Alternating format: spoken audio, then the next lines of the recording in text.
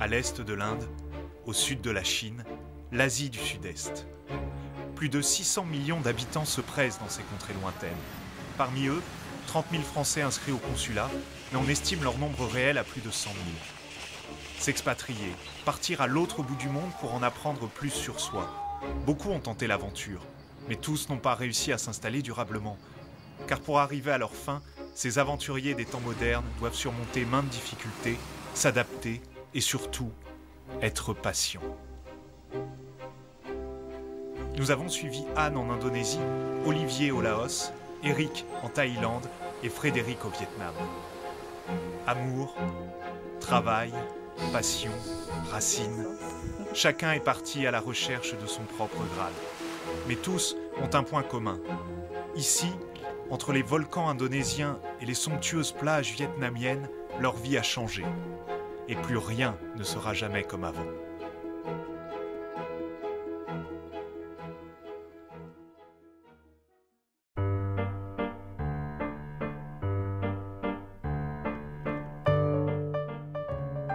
Nous voici en Indonésie. C'est sur l'île de Sumatra, réputée pour sa flore incroyable, ses forêts denses peuplées d'orang-outans et ses lacs magnifiques, que tout a commencé pour Anne. Nous la retrouvons dans le village de son futur mari, Ricky, un Indonésien rencontré quelques semaines auparavant. Par amour, Anne s'est installée dans un petit village. Nagari Sundai Pinang est situé sur la côte ouest de l'île, à 2 heures de route de la ville la plus proche. Je travaillais dans la même boîte depuis au moins 7 ou 8 ans.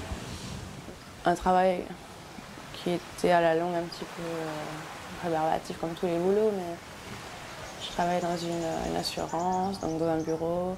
Donc ça faisait un moment que je pensais à essayer de trouver quelque chose pour partir à l'étranger.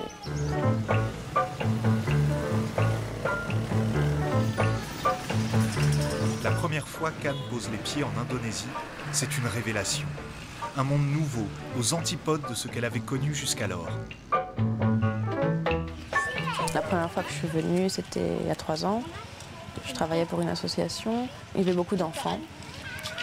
Et déjà voir des enfants qui riaient toute la journée, pas riches, avec rien du tout pour jouer, des habits troués, mais jamais ils se plaignaient. Ils jouaient avec une pierre, ils étaient heureux, ils riaient aux éclats. La vie peut-être ici c'est plus vivant ici qu'en France. Je me sens mieux ici, il y a quelque chose qui fait que je me sens mieux pour vivre.